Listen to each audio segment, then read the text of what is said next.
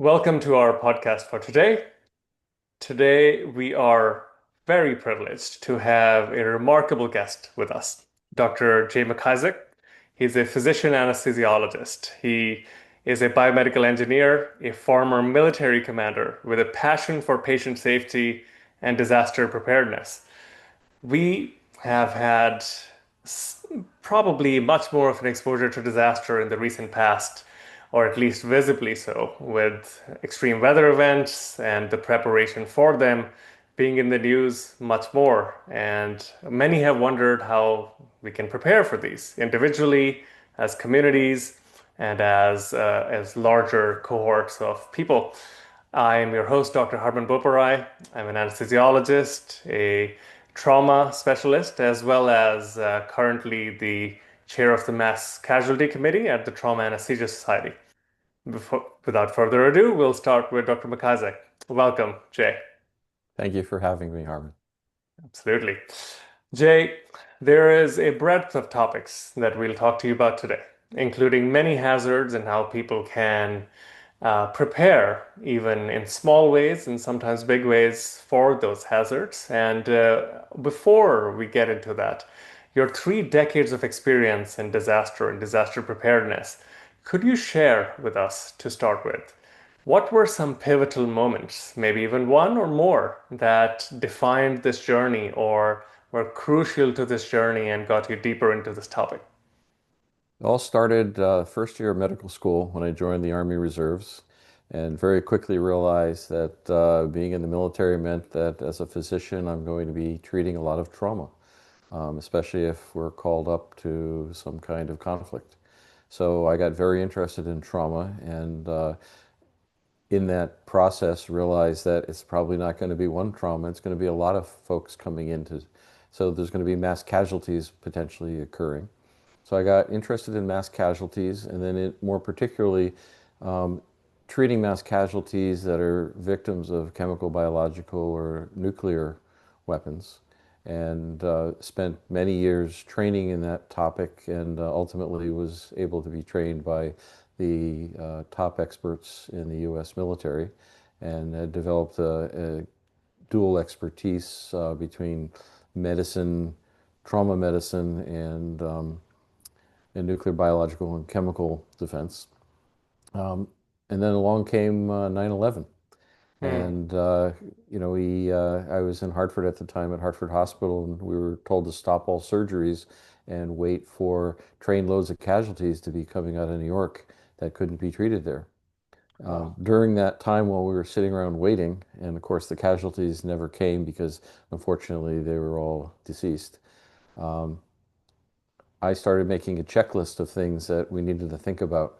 I had been fortunate, I had attended some meetings where the Israelis talked about how they managed mass casualties, and I took a lot of notes and was able to find those notes and rely upon them to help build my checklist. And although the casualties never came, we started to think more and Hmm. more about what do we need to do if something bad happens as an organization and within our own department in that organization.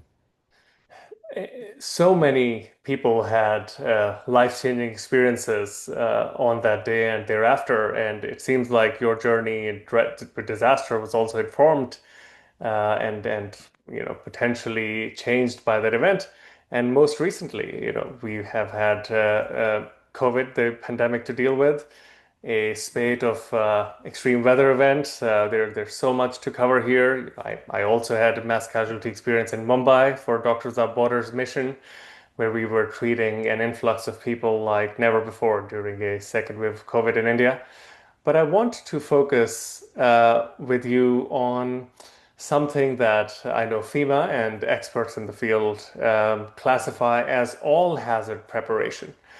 There are certain things I know that are common among preparation for different kinds of hazards. Could you go into some of them very briefly at an institutional level, but then we would segue into what individuals and people in the civilian world can do in order to start preparing for these? Sure. Well, the most likely things are going to be weather events or transportation accidents. or potentially industrial accidents. But weather events occur all the time. Depending on where you live, you have a different mix of things that could happen. If you're in New England, you probably are at more risk of a severe winter storm than you are a hurricane, although you will get them from time to time. If you live in the Gulf Coast, Florida, Texas, hurricanes are quite common, heat events are common, tornadoes in the Midwest, floods in the Midwest, or anywhere there's a river. If you live in California, you worry about earthquakes, fires, floods, and pretty much everything else under the sun. They seem to be a magnet for those things. Hmm. Folks on the Pacific Northwest, Alaska, Hawaii have to worry about tsunamis and volcanic events. Mm. And then, of course, there's the things that, fortunately, in the U.S. don't happen often or at all. But there's warfare, there's civil unrest, there's rioting, those types of man-made things that can occur. And industrial accidents happen from time to time, whether it's a train accident with chemical release Mm. or a bus accident. Those types of things that, at least on the local level, are a disaster.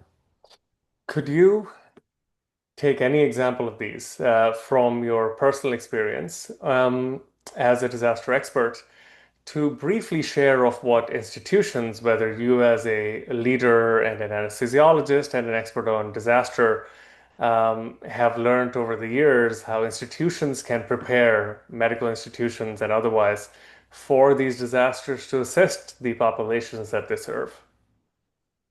Well, in the United States, hospitals that are accredited by the Joint Commission are actually required to have disaster plans that are considered all hazard. So what you do is you develop basically a grid that has all the various bad things that can happen on the left, and going across the top of the scale, you list how well prepared you are, what the impact is, and you start to make notes as to what the probabilities of these things are, times the impact they may occur, if this occurs, and you prioritize.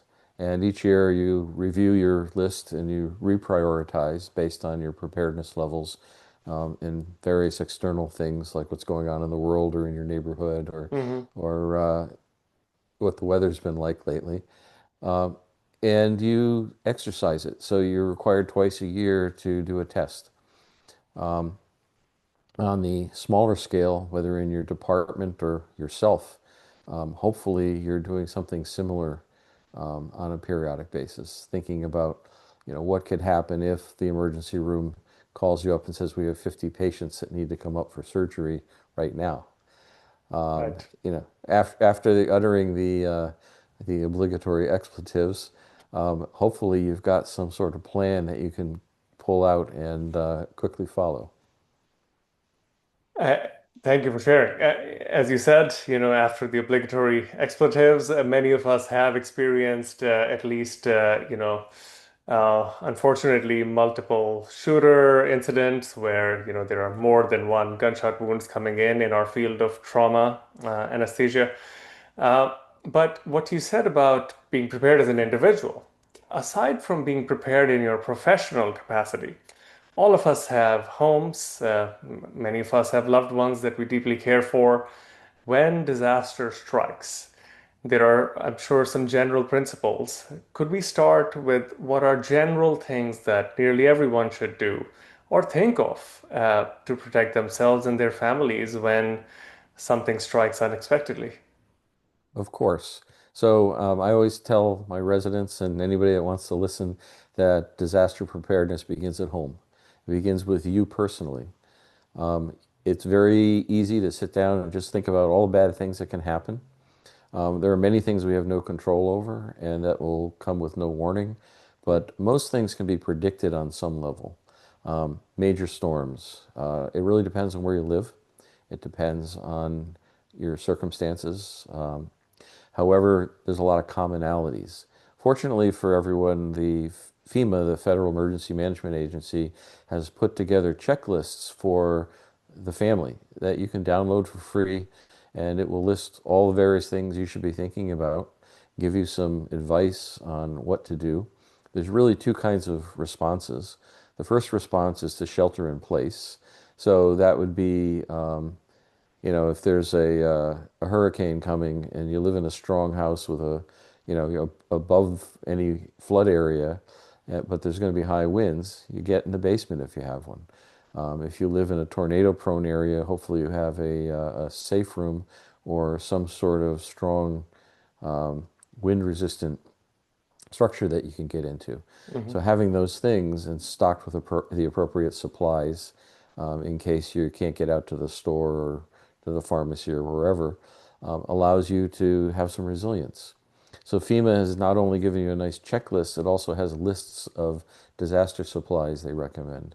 Everything from, having flashlights and batteries to plenty of water or the ability to purify your water, some non-perishable food, medications that you may need for everyone in the family, pet supplies, pet food, if you have pets. Um, there's a whole host of other things that go along with that. And it's hard to come up with off the top of your head with an exhaustive list, but FEMA's done a very nice job in putting that together, and all you need to do is hop on the computer and download it. So there's first the shelter in place. Secondly, there's the evacuation scenario. Sometimes it's not safe to stay home.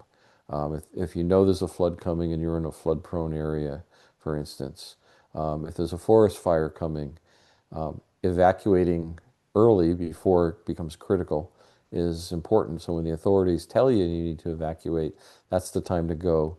And to have a go bag, if possible, of things you can grab quickly to get out so you get to safety before anything happens. Again, FEMA's done a great job in giving you lists of what you need, how to do it.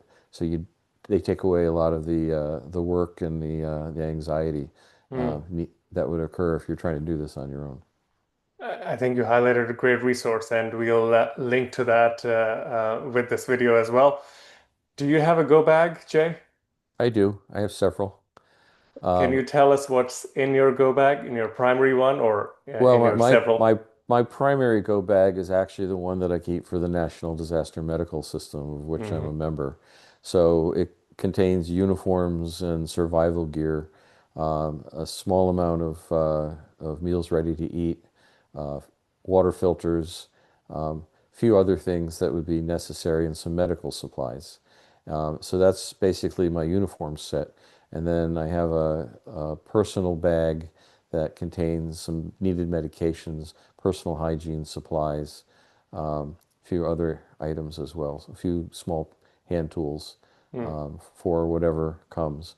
And then I would grab my passport and my wallet with my IDs.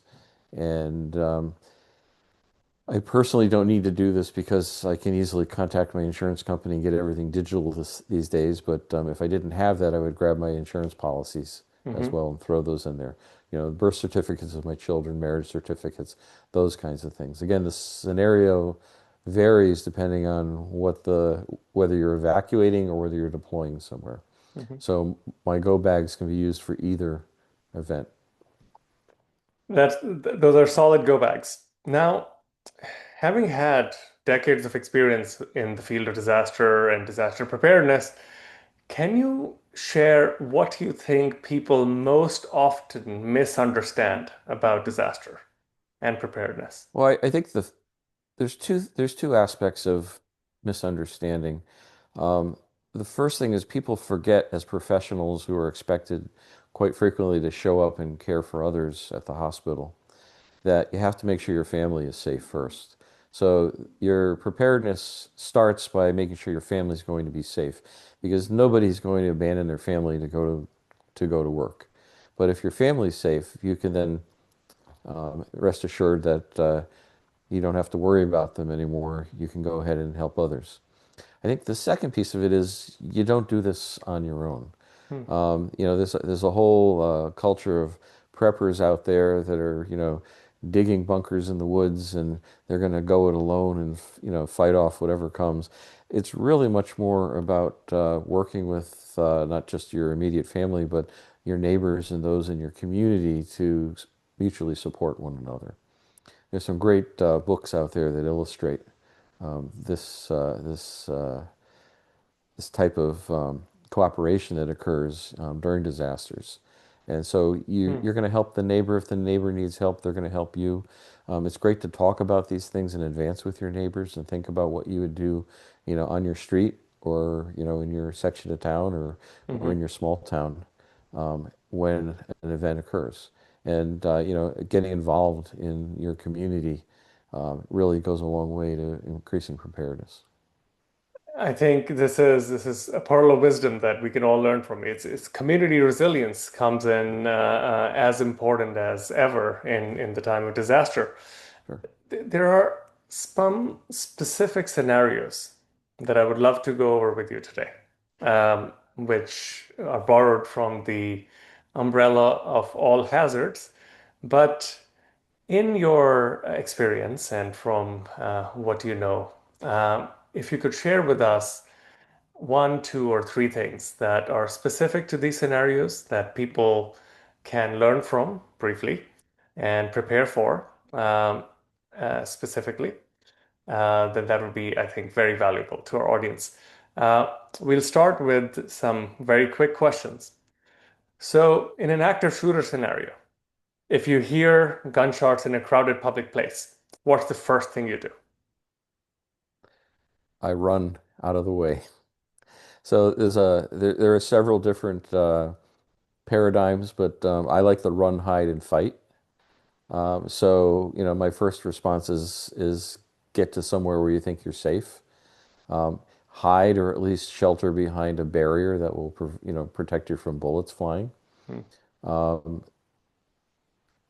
Probably the best way to stay safe is have situational awareness before things happen, Mhm. to notice things, report it to the authorities if you see something that doesn't look right. We've recently had the shooting in New York City where the guy walks through the crowded square with a rifle hanging at his side in open view, and it doesn't appear that anybody actually somebody recorded him on a video apparently, but nobody did anything. I'm not sure whether they called it in or not. Amazingly, there were no law enforcement folks in the area at the time. But getting out of the way, getting away is generally the smart tactic. Hiding so that you're not found if they're looking for folks as targets. You don't want to be an easy target. And then finally, fighting back if you have to. If you're within arm's length of somebody with a firearm, you can actually take the firearm away from them, or at least, force it to be pointed into a safe direction. And if there's more than one person, you can gang up on them and stop them. And just to Those are clarify, this would be a last resort, only if you are in That's immediate that. danger or Yeah, within that's arm's not your length. obviously that's not the first choice of Yeah. most of us. But Mhm. if somebody's walking by you onto the elevator with a rifle, you might want to consider either running really fast or taking it away from them. Mm. Many of us study martial arts and actually know techniques for doing this stuff pretty quickly. But again, fighting is something that you have to both be able to and you have to be in the proper range to be able to do it.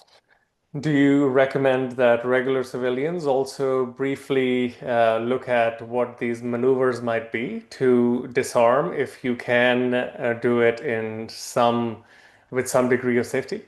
I think if you're healthy Mhm. and you have some moderate level of athletic ability, it is a good skill set to have. Mhm. You can learn some of these things online, or you can take a class. Thank you, Jay. Moving on, earthquakes. What can urban dwellers do to prepare for earthquakes, even in low risk areas, and especially for high risk areas? Well, the best thing would be to move to Tokyo, Japan, because all their buildings are completely earthquake resistant. At least I was just there a few months ago, and they claim that all of the new buildings are perfectly safe. Even their operating rooms are set on gimbals so they don't vibrate during earthquakes. They're very well prepared, but they're Incredible. earthquake prone. So obviously, larger, more modern construction is generally designed to be safer than older construction. But trying to, if possible, get outdoors. If you're in an urban area, there may not be any safe place on the street if buildings are falling apart.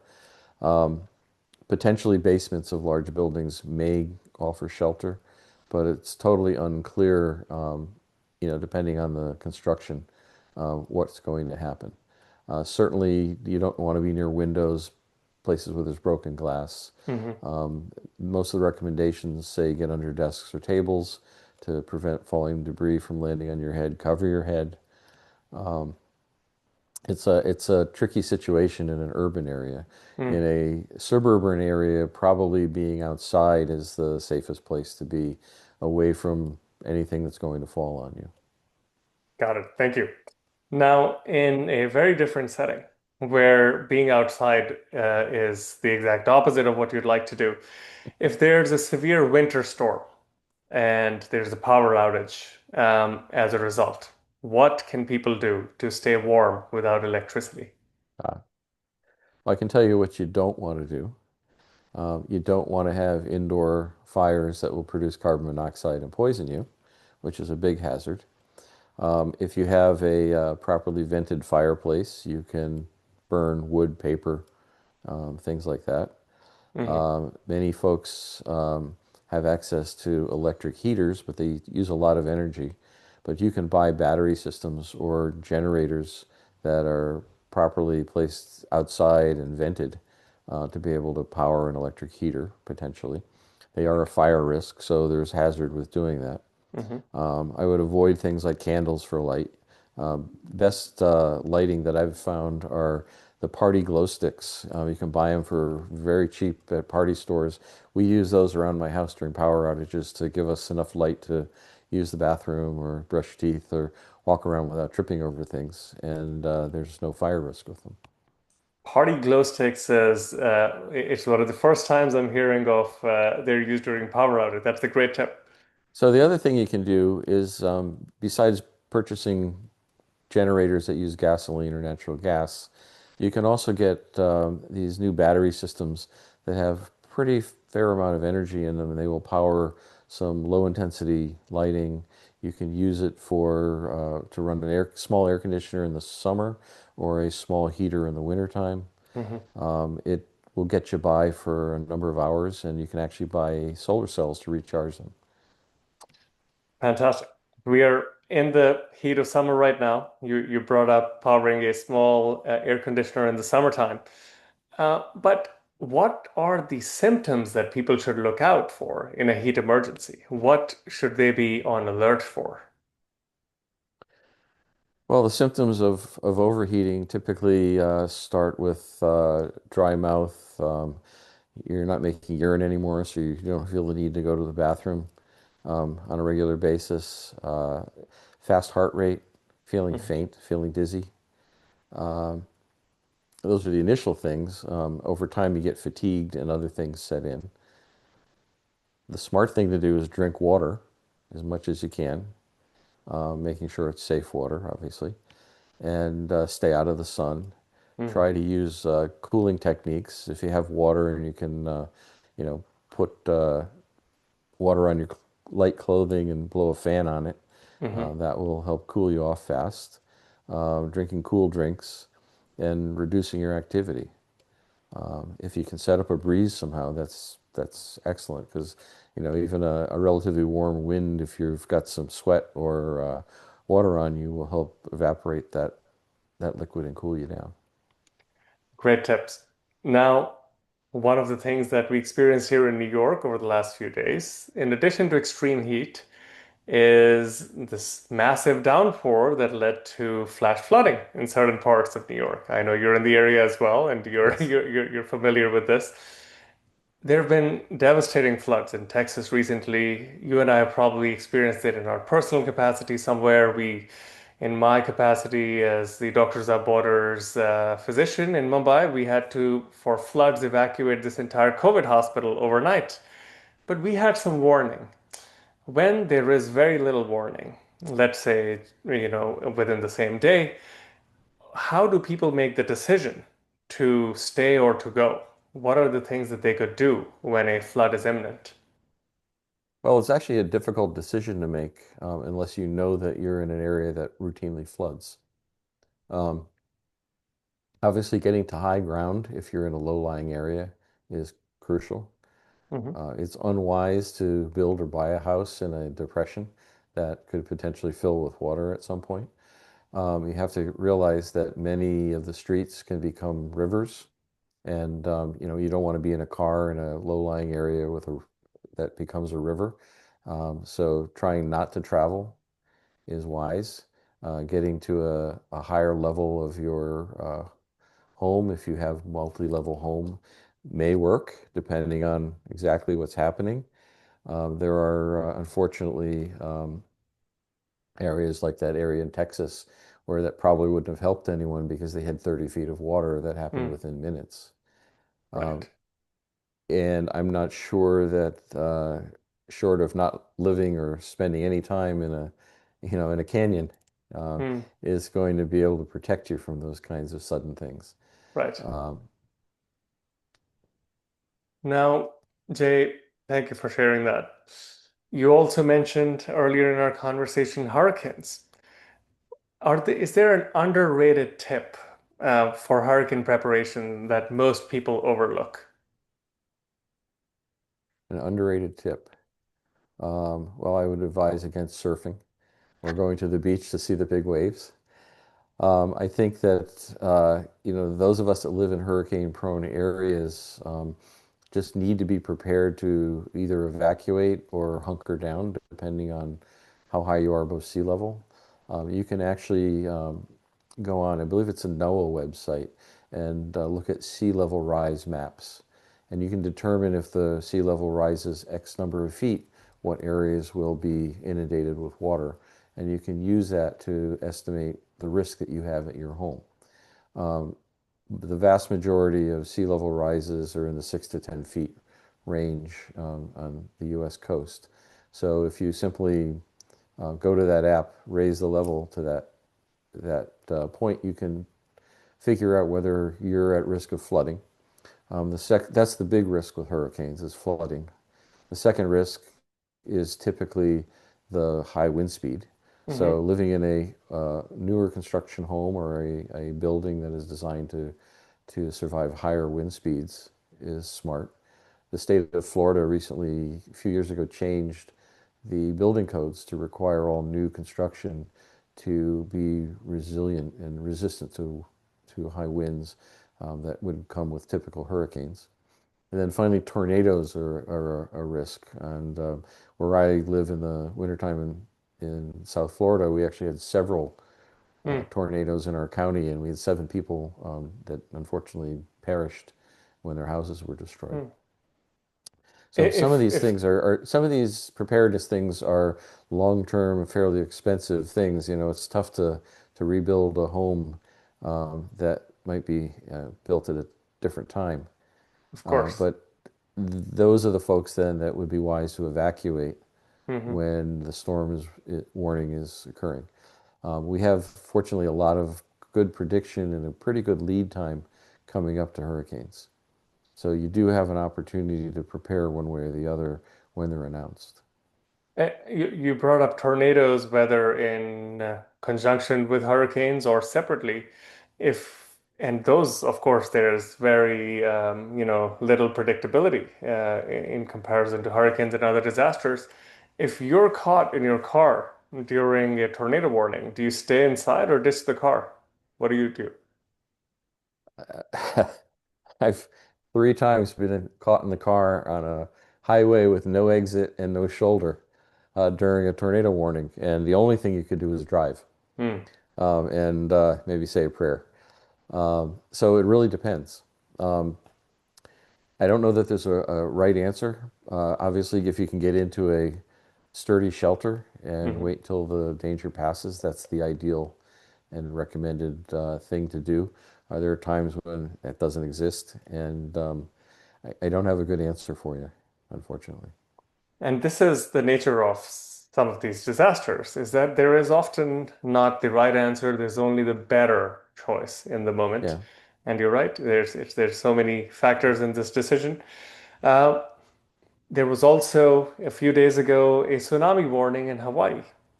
How do you, aside from the evacuating to higher lying areas, how do you recommend people prepare mentally for what is a low likelihood but a high impact event like a tsunami or a volcanic eruption in places where, again, the likelihood is low, but the impact can be very high? I think one of the things to realize is that in some areas, the likelihood is not as low as people think. And if you live there for an extended period of time, there's a substantial likelihood that something may occur. So Hawaii has a system of warnings, sirens and other things that will go off, and I believe cell phones as well, that will allow you time to get to higher ground. And when those go off, the smart thing to do is get to higher ground. Um, the Pacific Northwest has probably an even greater risk, parts of Alaska as well. And there have been documented tsunamis that were just terrifying Hmm, that have occurred in the past and potentially could occur again. So being sensitive to the fact that you may need to go on a moment's notice and being prepared for that makes sense if you're in those areas. absolutely. In all hazards, since it covers such a wide range, there's also avalanches in certain parts of the country, Sure. in higher lying areas. How does an avalanche preparedness differ from other disaster preparedness? The vast majority of avalanches, certainly snow avalanches, occur obviously in the mountains, and they typically occur in unpopulated areas, with the exception of areas that are ski resorts that are built right there. Mhm. Those ski resorts usually actually monitor conditions and have recommendations about whether or not to ski at times or in areas that are prone to those things. And many of them proactively go out there and detonate large fireworks to precipitate small avalanches to Hmm. reduce the risk. But again, paying attention to the weather, to the recommendations if you're going to be in those areas, if you're hiking, for instance, is a wise move. Thank you for that. That's also great advice. We'll wind up with a couple more. There are disasters that are not, extreme weather related. There are financial emergencies, collapse of financial systems that also become a hazard for people. What's your advice for financial preparedness in these disasters, which also Well, are a hazard? first of all, I'm not a financial expert. Um, Just your personal perspective. it's good to have some cash around for emergencies. Um, Obviously, there's a risk of having too much cash. There's a number of risks, but having a moderate amount of cash to be able to buy necessities, should there be at least a transient outage of, say, the credit card system or the ability to go to the bank, is wise. It's hard for some people to accumulate cash, I realize, but Hmm. thinking about what your current needs are, and what your contingencies might be, it makes sense to have a little spare backup plan. I absolutely can't tell you what to do if the world banking system collapses, or we have a major economic collapse. There's probably not a good answer. There are folks that will tell you, oh, you should buy gold and bury it in the backyard. I'm not sure that's the right answer. But I'll admit I'm not an expert in that particular area. Your perspective is still valuable. Jay, thank you for sharing, these tips on all of these hazards. If you had a magic wand and you could teach people, every adult, let's say, and maybe even many kids, one survival skill or a set of skills, what would you choose? What would you teach people? I'm not sure it's as much of a skill as a mindset.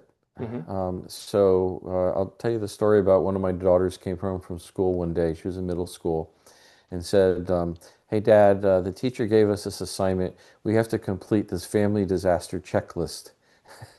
I said, "Oh," and she said, "Do you know anything about disasters?" I was like, "Yeah, as a matter of fact, I do. See that up on the shelf? There's that book with my name on it." But it occurred to me that that's actually a brilliant way of not only educating children, but educating entire families. And if I had a magic wand, I would require every school system in the country and around the world, hopefully, to have some sort of system where the children at a certain point in their education need to go home and complete a family checklist. You know, just for basic things. You know, what do we do if we have to evacuate? What do we have to do if we shelter in place? Communications checklist. Where would we meet if we're not all at home? How would we get in touch with one another? Those kinds of things. And start conversation. You know, when my kids came home another time, they said, we have to have a fire plan for the family. I thought, great idea. And the key thing is, where are the exits? What do you do? What do you take? And where do you meet up when you get outside if the Mhm. house is on fire? So, but those kinds of things, it creates a mindset resilience where you think in advance, you plan in advance, and that gives you to survive better than if you didn't have them. Louis Pasteur said, "Chance favors the prepared mind." One of my favorite sayings. And really, what that says is you make yourself luckier if you're prepared. You don't lose those opportunities. So, you know, obviously, if you walk along the edge of the cliff, you're more than likely to have bad luck and fall off the cliff than if you keep back from it and exert some caution. But thinking about things in advance, um, accumulating tools that you may need, supplies you may need, and having a plan gets you a long way to survival and resilience than if you didn't at all. I think that's a great takeaway and perhaps a great place to express our gratitude for giving us your valuable time today. I think a mindset of preparation, of expecting things, and of resilience can really go a long way. And Jay, we appreciate you for all the work that you've done over the decades and continue to do for disaster for so many people, for organizations at international levels. And I'm sure it trickles down into real world effects that help us prepare. Jay, any last words for a world that now has a lot more information to sift through, but is a lot more keen, perhaps, to prepare themselves for events, whether it's extreme weather events or any other events? Well, I think besides being personally prepared and talking to your neighbors so you back each other up, it's important to talk to the politicians and the guys that write the checks that can give us resources. So, although you want to take care of yourself and your family first, you want to help the neighbors if they need it, or vice versa. When you start looking at the larger community, to do things effectively on large scale, we need somebody in the business of politics to write laws, to write checks, to set up the larger systems that we would rely on when we don't have enough capability on our own. And those are things that government agencies like FEMA, Department of Homeland Security, and others can do, Health and Human Services. But they have to have, it costs money, and it has to occur when some legislator writes a law and gets it passed and gets funding to be able to do those things. So, you know, call and write your politicians asking for those kinds of tools that will help keep us safe. Thank you, Jay, for your wisdom, your time today, and for enlightening us on these very important topics. With this, we'll end this particular podcast and we'll share links below, both to your work as well as to resources that you mentioned.